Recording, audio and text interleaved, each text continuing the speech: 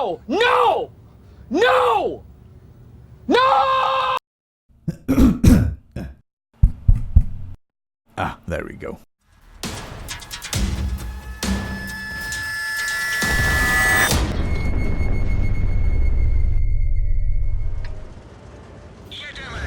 Hello everyone, my name is and welcome back to World of Tanks. Today, I'm driving Tier 9 medium tanks.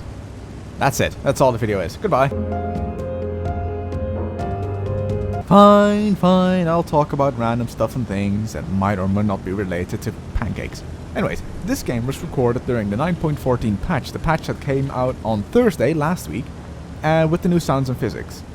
And I'm going to give my feedback on it, right? No. First of all, the sounds. The sounds were received mostly positive, except for a few people. I've heard a lot of people already say, oh, this is now World of Lawnmowers, and I can quite understand this. Whereas the sound of the engine has indeed improved, I still cannot really make a difference, for example, between a Comet and an E100 engine. I'd really have to listen really carefully for me to spot a difference, but if I play my Comet and then I play my E100, they sound the same. If it's a 1200 HP or 500 HP engine, it doesn't matter, they sound the same to me. And that's okay, I guess, because, you know, the engine still sounds better. But where's the difference? And a lot of people have that.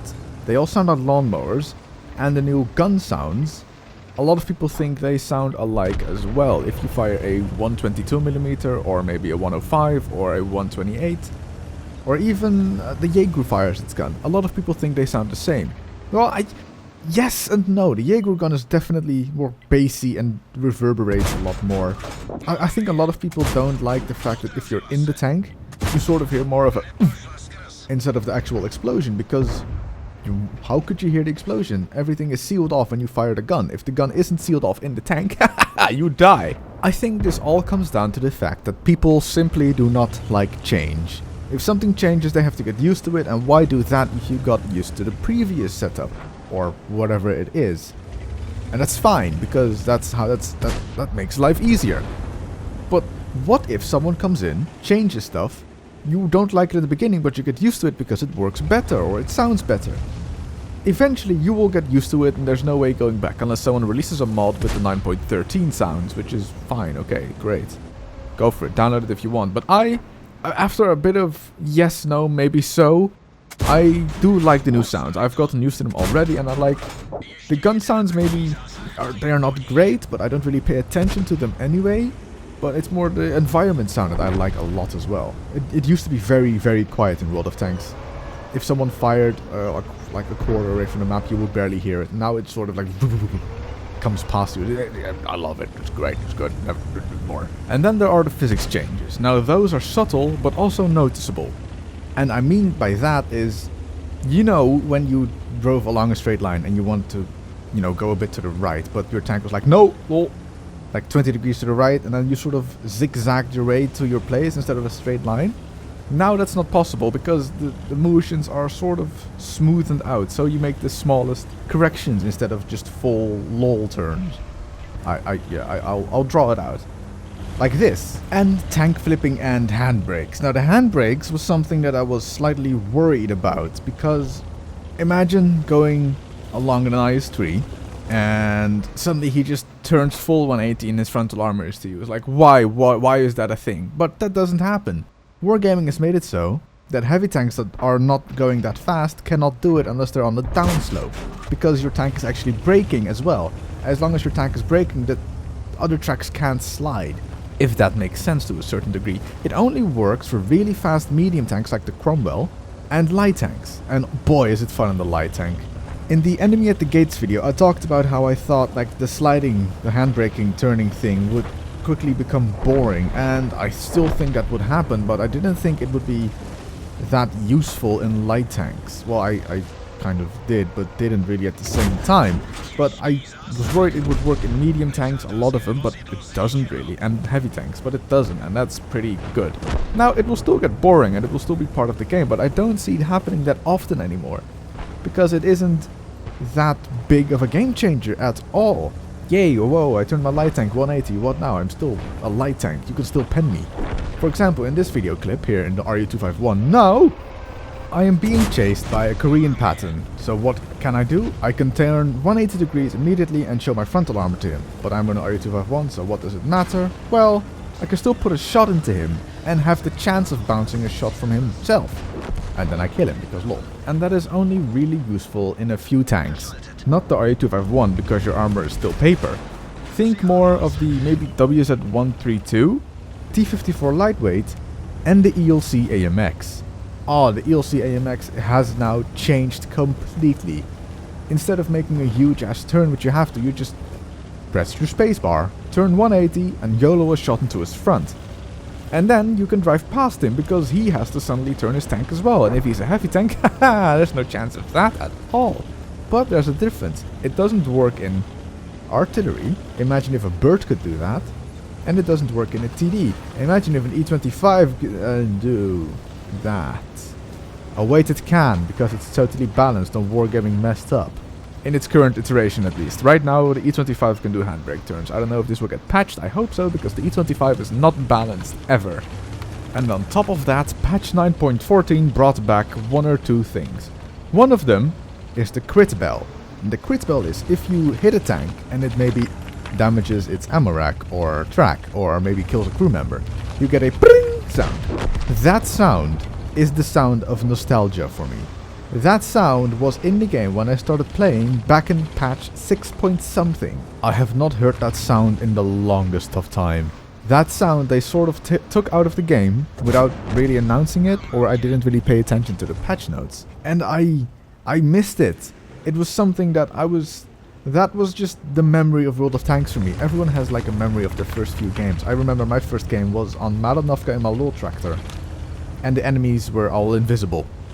World of Tanks was still in its baby footsteps, and there were still a lot of flaws in the game. But that is the sound of just World of Tanks for me. And I missed it, and I'm really happy it's back. And I've heard some mixed responses to it as well. People don't really like it because it's an extra sound they have to deal with instead of just a ribbon coming up like critical hit. But there's one thing I didn't like, and a lot of members in at least E that I've heard of don't like, is the sound it makes in your tank when you get tracked or you get critted. It's a sort of a wah wah sound, like an alarm going off. It's just more sounds to distract you from the fact that you are trying to kill something, and I was just sort of ringing in your ear like, there's more sounds here, come help me, look at me if I want attention. No, just if I could take one thing out of this patch, it is the sound of an alarm going off in your tank. And another thing that came back with patch 9.14 is Ike! Ike came back to the game. He put up a video on his channel already. There's a button with his flag at the end of this video to go to his channel.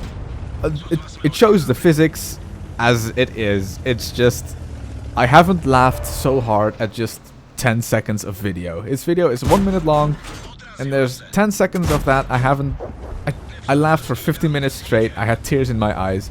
It is just everything that is correct about World of Tanks and is wrong with World of Tanks ever. Just that piece of video.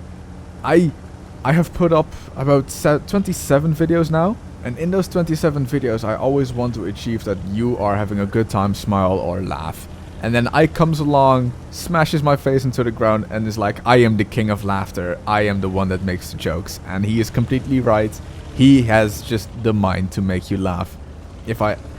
I met Ike at Tankfest last year, and if I ever had to just explain Ike to a person, is his brain is on a whole nother level of humor. It's just Ike. That whole video is just Ike. Which brings me to my very last point of the 9.14 patch. Tank flipping. You can now flip your tank. If this is good or bad, I don't know. It hasn't really affected my gameplay per se, but I haven't really seen any other people flipped yet.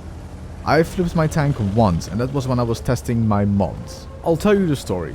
I have found out that if I want to test my mods in a game that's not a replay, I could go to the proving grounds, play a tier 2 game, and just test if they worked. If my game would crash on startup or load up, I would know that there's something wrong with the mods. And I'm not going into a random game with the chance of leaving my team to just sort of die and I would be AFK in base because my game crashed.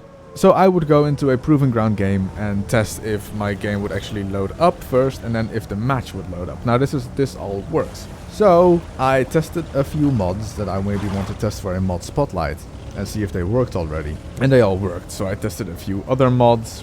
And with one mod, I forgot to click on testing ground or proving ground. So I went into an actual tier 2 game with a mod that didn't work, so my game crashed on loading up. And I'm like, it's a proving ground game, it's nothing to worry. So I load up again, taking the mod out of it, because I still want to make sure my tank is back and stuff. And I see that I'm loading up a random game. I'm like, nah, what? Turns out I am in a T2 light game where I'm top tier on Mitten Guard. And I'm like, might as well have a bit of fun. I'm no Steedspida at anything like that, but I'm like, I might as well have a bit of fun. And I sort of hang around the church area. Nothing special. And I'm 1v1ing this T46, I believe, I can't really remember, around his area of the map. He was one of the last tanks alive, and I'm sort of driving circles around him and shooting him. And I decide, hey, I can do this handbrake turn now. So I try it on a downslope, and my tank just flips. I just flip. And my tank doesn't completely roll onto its tracks anymore. I am upside down on my tank. And I'm like, nice. And this T46, credit to him, he saw that I was on my side almost, and he shot me and he killed me. Well played by him, noticing that I was the one being, literally on my back in the open, an easy target to kill me. So that's the only time I have flipped my tank in an actual game. Now, yes, I have gone into a training room and I have flipped my tank multiple times in the training room just to see what would take to flip it. And I've noticed that what it would really take to flip it, if you hit a slope with one side of the track, like a really steep slope, maybe of a mountain or a stone, and you turn into it. So there's a corner to the left, and in that corner there is a piece of a mountain. So you take the corner too sharp, your tracks go up, your left track goes up into the air, and you turn into the corner, making your tank just sort of shift its weight onto the right track, and then it just flips. It just rolls over right onto its tracks usually. If you think about it, it's basic physics, and you can easily, remember not to turn into a corner where your track's already in the air, but, it could be. So what is happening in-game? Well, I'm currently having a massive hug fight with the butt of this Type 4 Heavy. Fired all my heat shells, prematurely added hold down super Pershing. I made a lot of mistakes this game, and the pure fact that I win this game is because his Type 4 Heavy doesn't know how to turn his turret.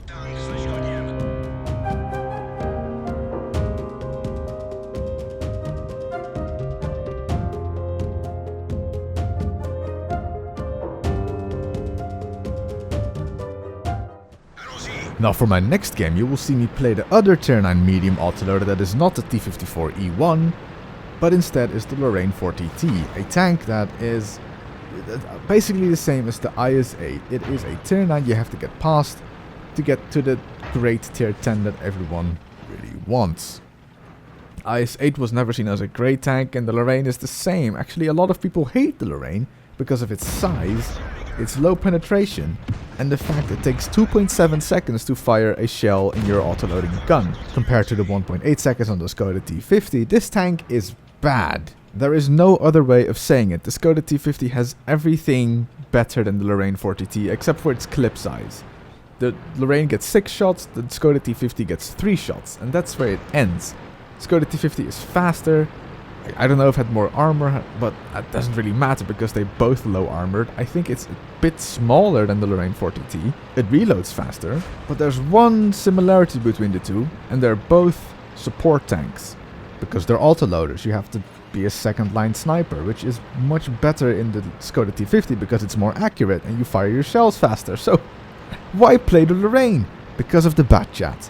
You want to get the Batchat. You always want to get a Batchat. Batchat is life. The Batchat has proved itself to be a very fearsome tier 10 medium tank. And would you believe me if I say that the Batchat used to be tier 9?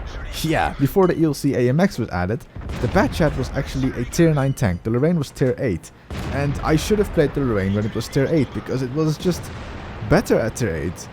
I like to believe I would still see tier 10, but I would see tier 6 as well. But it got numerous buffs as of late, the Lorraine 40T. So I don't know if it would be better at tier 8 than it would be at tier 9, but one thing you will always see me do in a Lorraine 40T is fire all of my premium shells, because I feel that with 230mm of penetration, I don't really have that big of a chance of having good games, unless I fire premium, which I do, a lot.